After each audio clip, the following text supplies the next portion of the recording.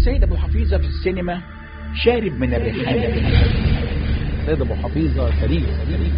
السيد أبو حفيظة اللي شايف كل حاجة وعارف كل حاجة وبيستهدف على العظيم. احنا اتعلمنا الإعلام طبعا على ايدين أستاذ كبير وأستاذ عظيم هو سيد أبو حفيظة.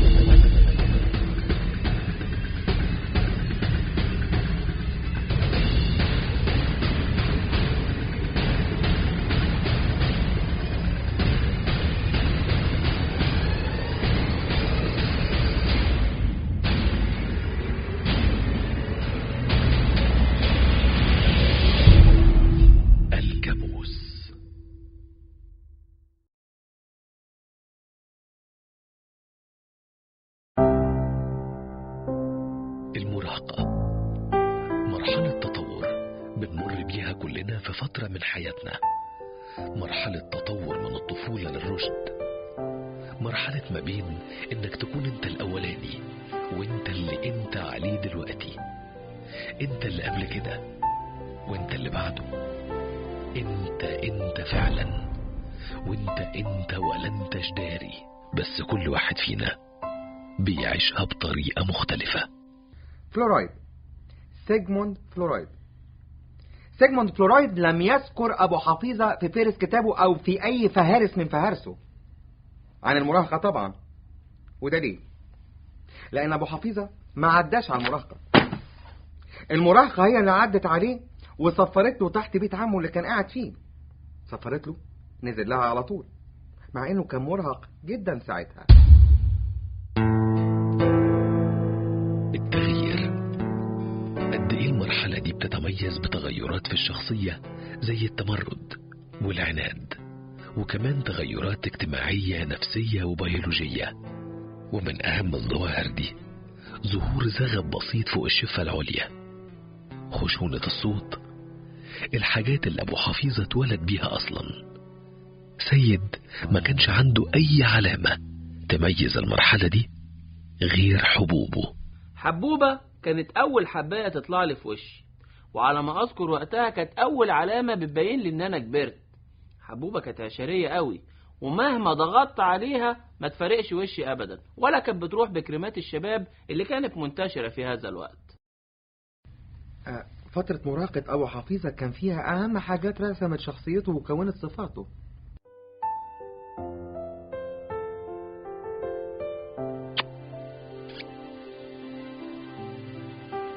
إلا إن في مرحلة المراهقة دي مفيش حاجة بتستمر على حالها. أذكر إنه في أحد الجلسات حكى لي إنه بين يوم وليلة كل حاجة اتغيرت بعنف. نظرا لتدهور حالة عمي الله يرحمه الصحية والاقتصادية كمان، قرر عمي إنه ينقلني من مدرسة الوحدة الوطنية المشتركة بنين لمدرسة أبعد من البيت شوية علشان مرجعش بدري واتغدى معاهم.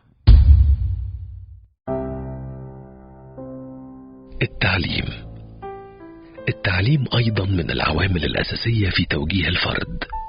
وهنا يجي السؤال المهم: المعلومات اللي بيدرسها الواحد مننا هي اللي بتشكله فعلا، ولا هو اللي بيشكلها وبيطلع منها حاجة تانية خالص؟ مما لا شك فيه إن تذنيبه طول فترة الدراسة أثر كتير في مستقبله. يمكن أهم حاجة في المرحلة دي هي الحب الأول. الحب الأول اللي بيلاقي طريقه لقلب الواحد من أول مرة. وسيد كان محظوظ، حقيقي كان محظوظ. الواد ده مبخر طول عمره، لقى الحب الحقيقي والعقل اللي يفهمه. راضية بيتعامل معاها بالرضا، ما افتكرش انه بيأنبها، ما افتكرش انه بيحاسبها، ما افتكرش انه بيعاتبها. بعتقد انه سيد ابو حفيظة لديه من الفلسفة انه ياخدها على هواها ككل المصريين. السيد فعلا كان طالب متخلف مختلف. من الصعب جدا ان الواحد يصنف الطالب ده، لانه بيجد نفسه محتار. يصنف سيد مع العباقرة ولا مع البهايم؟ يعني لما سألته نفسك تطلع ايه يا سيد، قال لي نفسي اطلع من هدومي. هي البلد دي حد بيشتغل فيها اللي نفسه فيه؟ كنت دايما ببص للولد بتاع العيش اللي عندنا في المنطقة بانبهار شديد. ازاي قادر يحفظ توازنه وهو راكب على العجلة وشايل العيش فوق دماغه وبيعاكس البنات وبيلعب في مناخيره في نفس الوقت. تركيبة مبهرة.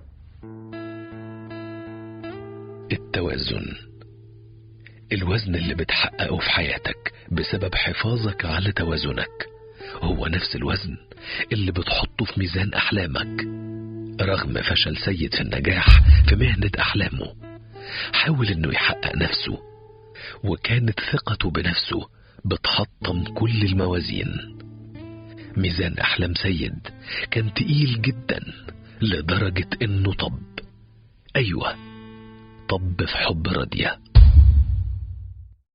كونها راضية معناها إنها قبل سيد أبو حفيظة على عيوبه. وفي يوم محوري من حياة سيد، وتحديدا في 6 أكتوبر 73، وفي الدقايق الأولى من الفسحة، في الدقايق الأولى من الفسحة، سيد شاف الواد شلهوب بتاع مدرسة الموالسة للناحية التانية. الواد شلهوب نط، دخل، قرب من راضية، هبش السلسلة من صدرها، سلسلتها اللي كان فيها الدلاية اللي فيها صورة أبوها. طبعا سيد ما سكتش، لأن صوت راضية وقتها ملا البلد. من كتر تعرض سيد لأزمة السلسلة في طفولته أدى ده لإصابته بسلسلة من العقد النفسية اللي احنا نقدر نسميها عندنا في الطب النفسي البديل باسم أنا مش فاكره، لكن المرض ده بيخلي المريض عنده ميل أكتر تجاه البقوليات. وفي اللحظة دي حسيت بالدم الأول مرة بينزل من مناخيري، حسيت بمغص شديد قوي في الحتة دي، وعرفت ان دي اللحظة المناسبة علشان اخطف قلب راضية بعد ما خاب املها في ولاد كتير. الشعور بانتهاك كرامتك وان حاجة غالية عليك اتخذت منك بيولد الابداع. علشان كده ابو حفيظة جمع عيال مدرسته وعملوا حرب طاحنة دمروا فيها الحاجز المنيع اللي كان بيتحامى وراه شلهوب وعياله الجبنات، وكل العالم كان بيحكي عن الحرب دي. كعادته على الإقدام والمثابرة وبمساعدة أعوانه في القومية العربية، دمر سيد أبو حفيظة حوش مدرسة الموالسة في معركة جديدة يدور رحاها بسبب حبوبته. المعلمة الصراحة يعني عايز أقول لك أنت ما تفهمش بقى في الموقف عامل إزاي بعيدا عن النجومية اللي هو فيها، لا بس يعني معلمة الصراحة، معلمة أصلي يعني.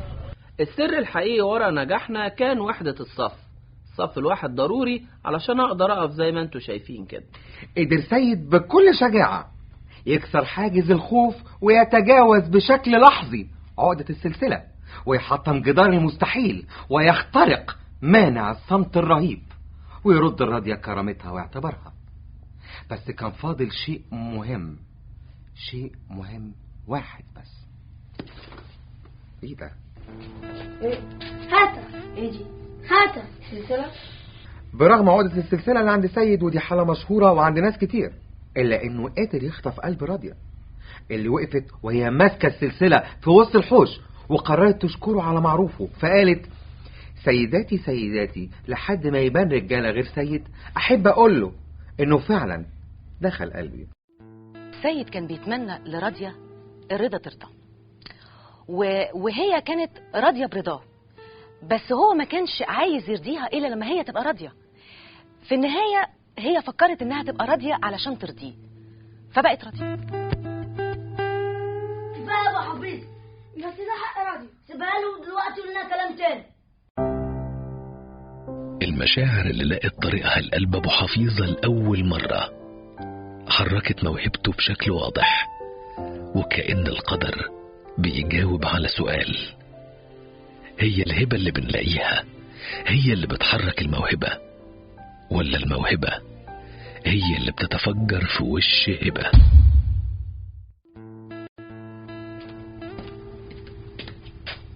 أنا حاسة إن علاقتنا هتكون وش السعد عليا عشان ريحة حواوشي. كان صعب عليا وراضية تتكلم على وش السعد وتقول له: يا وش السعد، في اللحظة دي أنقل ليها الخبر الأليم. أمك وقعت من البلكونة وهي بتعلق زينة رمضان وتقول وحوي يا وحوي. لما الواحد بيكون نحس على حبيبته بتختلط مشاعره، الشعور بنصر 73 والشعور بفئة 32 سماوي بفتحة سقف، لأن زي ما كنت فرحان بالنصر كنت زعلان جدا لأن لسه دلاية راضية عند شلهوب وعمري ما نسيت حقها. الكابوس. الكابوس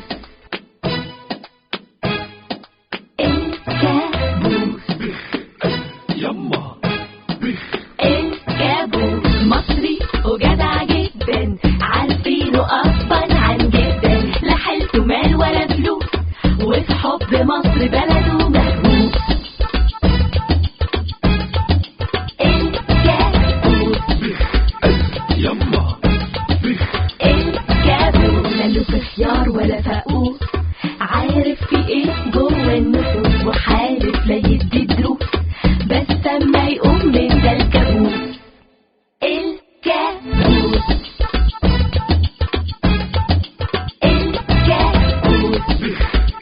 يما